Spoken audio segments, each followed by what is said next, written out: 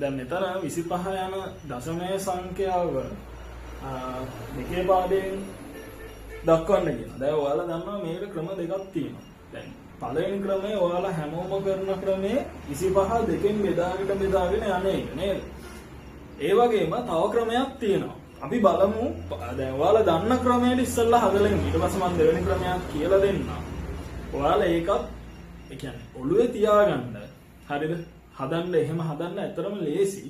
අපි බලමු දෙවෙනි ක්‍රමය සහ පළවෙනි ක්‍රමයෙන් ඔයාලා කැමති ක්‍රමයක් එක ක්‍රමයක් හදාගෙන යන්න. හරි? දැන් මෙතනදී 25 මෙයා දෙකෙන් බෙදුවොත් 25 දෙකෙන් බෙදුවොත් අපි දන්නවා එතන 12ක් එනවා. හරිද? 25 දෙකෙන් බෙදුවම 12යි හැබැයි එකක් ඉතුරුයි නේ. ඒ එක මේ පැත්තෙන් ලියනවා. මෙයා ආයෙ දෙකෙන් බෙදෙනවා. මෙයා 12 දෙකෙන් බෙදුවම හරියටම බෙදිලා යනවා 6කට. එතකොට ඉතුරු නැහැ. ඒ නිසා බිඳුවයි. පැහැදිලිද? ඊපස්සේ මෙයා ආයෙ දෙකෙන් බෙදෙනවා. එතකොට 3යි. තරම් බිඳුවයි ඉතුරු නැති නිසා මෙයා ආයෙ දෙකෙන් බෙදුවොත් මොකද වෙන්නේ? 1යි ඉතුරුත් 1යි. මෙයා ආයෙ දෙකෙන් බෙදුවොත් බිඳුවයි තන ඉතුරු 1. හරිද? එතකොට පිළිතුර වශයෙන් ඔයාලා හැම වෙලේම මතක තියාගන්න යටින් නම් උඩටයි ලියන්නේ. පහළ සිට ඉහළට නම්බර්ස් ටික ලියන්නේ. එහෙම නැතු වුණොත් ඒ පිළිතුර වැරදි. සමහර ළමයි ලියනවා මෙහෙ ඉඳන් මෙහෙට. එහෙම ලියුවොත් වැරදි. එතකොට අපිට ලියන්න පුළුවන් 25 10. මෙයා අපිට නිරූපණය වෙලා තියෙනවා 1 1 බිඳුව බිඳුව 1 2. හරිද? right. මේ තමයි පළවෙනි ක්‍රමය. හරිනේ? දැන් ඔය බයිනරි නම්බර්ස් ගැන ඔයාලා දන්නවනේ කතාන්දරේ. හරි? ඔය බයිනරි නම්බර්ස් යොදාගන්න තියෙන මොනවා සඳහාද? පරිගණක සඳහා. පරිගණකයට තේරෙන්නේ මේ බයිනරි නම්බර් සිස්ටම්. ඒකයි මේක වැදගත් වෙලා තියෙන්නේ. හරි? එතකොට 25 10 කියන පදය අපිට දෙකේ පාදයෙන් ලියන්න කිව්වොත් පළවෙනි ක්‍රමය මේක ඕකේ. right. අපි බලමු දැන් දෙවෙනි ක්‍රමය.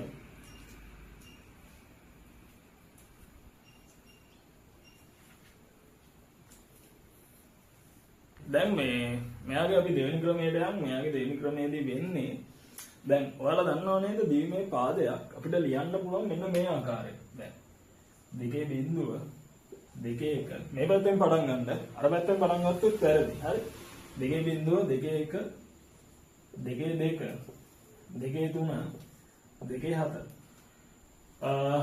දෙකේ පහ අපි ගත්තොත් දැන් මෙතනදී පොඩි ඒ කියන්නේ මෙතනදී වෙන්නේ දෙකේ බලයන්නේ දැන් ලියුවේ. දැන් අපි හිතමුකෝ දෙකේ බිඳුව කීයද වෙන්නේ? දෙකේ බිඳුව ඔයාලා දන්නවා 1යි. හරි? දෙකේ දෙක ඔයාලා දන්නවා දෙකේ එක ඔයාලා දන්නවා 2යි. දෙකේ දෙක 4යි. දෙකේ තුන 8යි.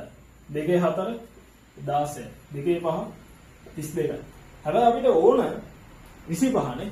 එහෙනම් ඔයාලට මෙයා කපා හැරියත් ප්‍රශ්නයක් නැත. يعني අයින් කරන්නකො.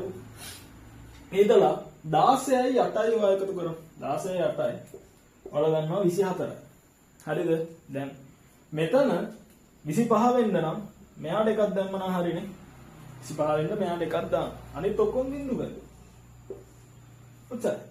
හරි? හරිම ලේසි සරලයි ක්‍රමය. හරි? මේකත් ඔයාලා ඔළුවේ තියාගන්න මේ ක්‍රමෙන් හදන්න ගණන් කිහිපයක් හරිම ලේසි ක්‍රමය. අපි ඉස්සරහට තව ගණන් කිහිපයක් මතක් කරගෙන හදමු පාඩම ආයෙ මතක් කරගමු. right. එහෙනම් මේක දාගන්න